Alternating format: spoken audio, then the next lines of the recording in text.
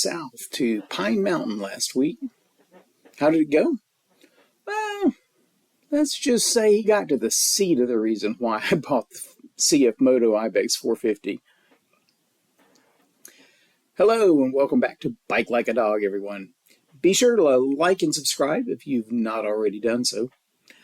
My son and I took a breakfast road trip last week in preparation for our upcoming trip in July. It was about an hour's ride south to have breakfast just outside of Callaway Gardens at the Callaway Gardens Country Inn. An hour, good starting point to train for a trip where we might be on bikes for 2 or 3 hours at a time, and maybe for, a couple of times during the day, especially for him, because most of his riding's been just going back and forth from his house to campus in Athens, which is about a 3-mile trip. So I've been riding around trips for an hour, hour and a half around here, but that's not something he's done a lot of. So anyway, being a good dad, I offered to swap bikes with him at any time along the way to help alleviate fatigue, because he was on the new to us Honda CRF250L, and I knew that the Ibex was going to be much more comfortable than that little CRF. After all, that's why I bought the Ibex instead of a smaller bike with a better off-road pedigree, like a 300L or KTM 390 Adventure or something like that. So I repeated the offer probably every 15-20 minutes along the road, but he always declined, said he'd just ride through it. Okay, that's fine. I made the offer. We stopped a few miles from the restaurant to fill the tank on the CRF, because it's only got like a 2.1 liter gallon tank or something like that, so it's pretty short legs. And when we stopped, he said his feet and hands were numb, his butt was killing him. Typical stuff for a long ride on a small bike.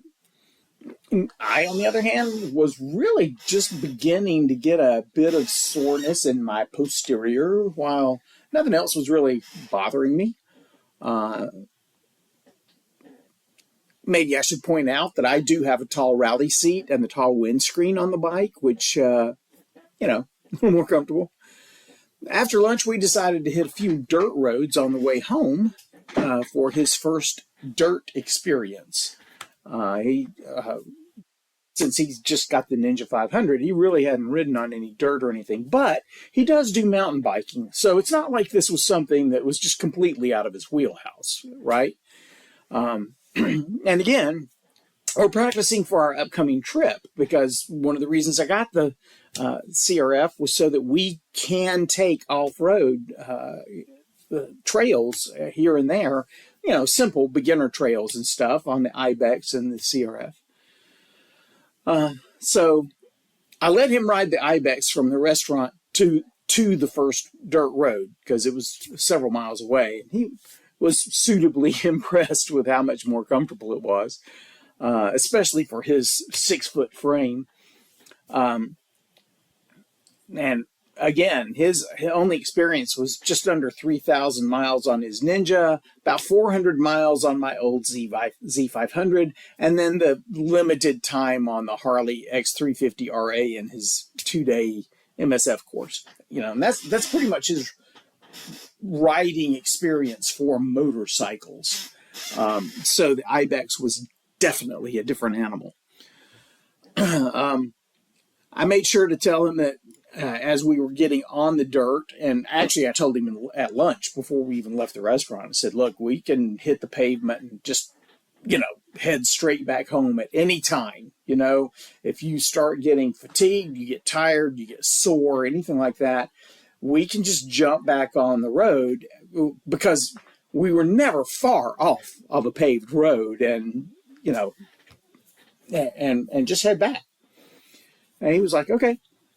And we rode dirt, I'd say probably about 20 minutes or so before we hit a closed road. We had to retrace part of it, and then the route around was going to be relatively time consuming, and at that point discomfort and everything just kind of said, you know what, let's get back on the pavement. We're just going to go home. Especially given that he was sitting most of the time in the dirt, because first dirt experience. I mean, if there's anybody here that said, yeah, the first time I got on dirt, I stood up the whole time, I'm going to kind of go, well, that's you. You ride your ride.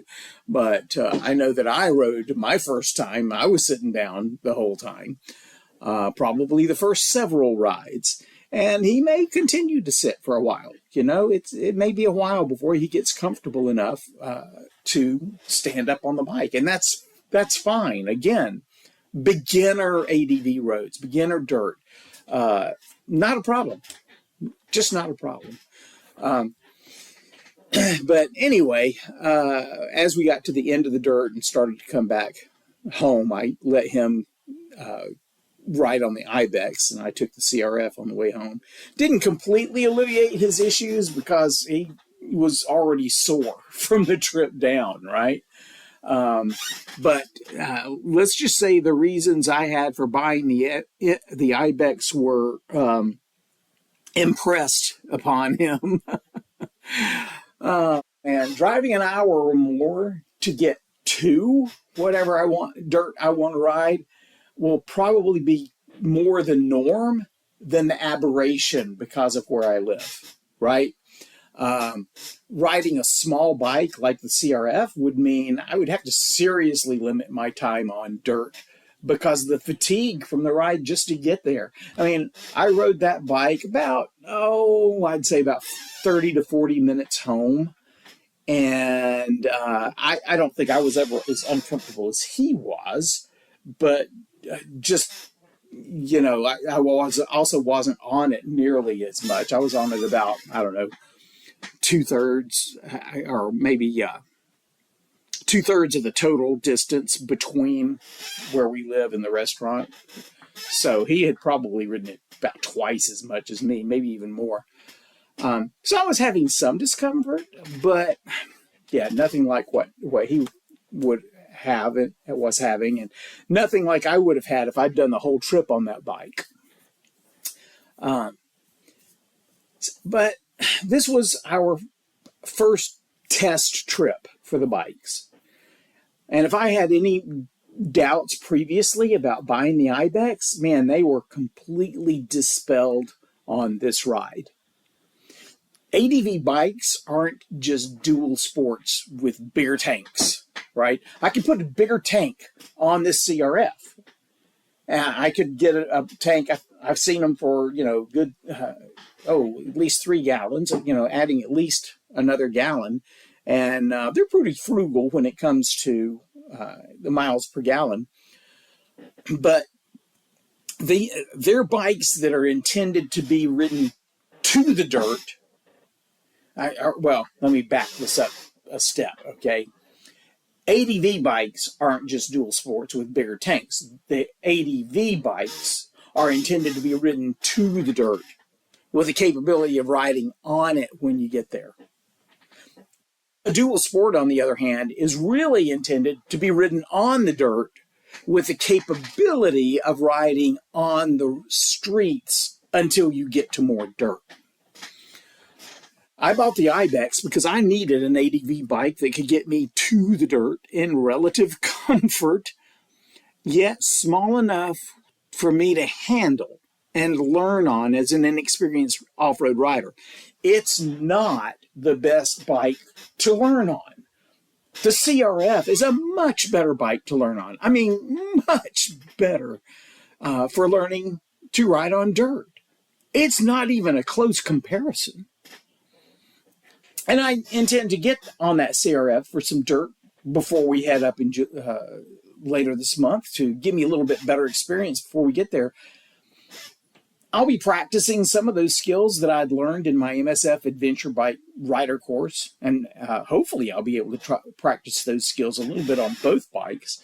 And I'm hoping that they also have some sort of courses where we're going. I understand in the past they have, but and they kind of say, yeah, we're going to have some courses, but and I don't know what they'll be or how they'll be or anything else. But anyway, well, I do plan on us doing some courses to learn, because to be honest, the courses are fun when they're telling you, yeah, ride down here and lock up your back brake and skid, slide that thing. Yeah, that's fun. But we'll see.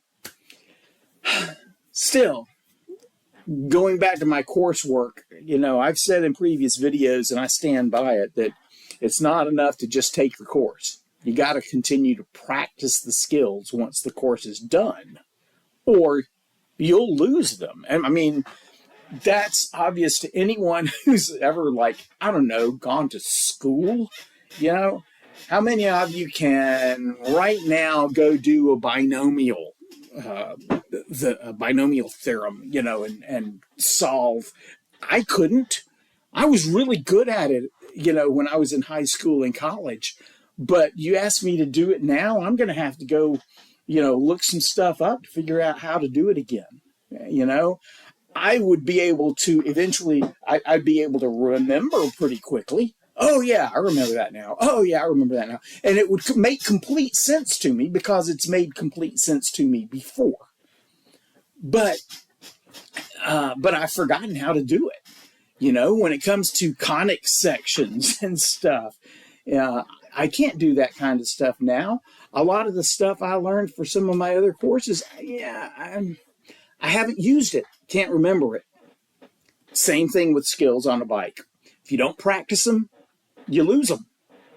So go out and do some, if it's been a while, go out in a parking lot and practice some U-turns, practice some emergency stops, practice weaving between cones, or if you don't have cones, find an empty parking lot and just try to weave between where the lines cross, like every second or third space, and weave down through the parking lot and stuff like that. Go practice some skills. I need to start practicing things like balancing on the bike, like trying to do slow riding and things like that. That's going to be a hoot. Anyway, I think that's enough for this week. We're going to be recording a whole bunch of stuff, hopefully, in the coming weeks as we get ready for the trip and then actually go on the trip. And I hope you'll like and subscribe. Join us for the trip, right? It's going to be some fun. And as I've said before, I'm getting knee surgery when I come back. So I got to shoot a lot of videos so that I've got something to share during my recovery time. Meanwhile, I'm going to go ahead and call it a day today. I got a lot of stuff to get done. So until next time, so long.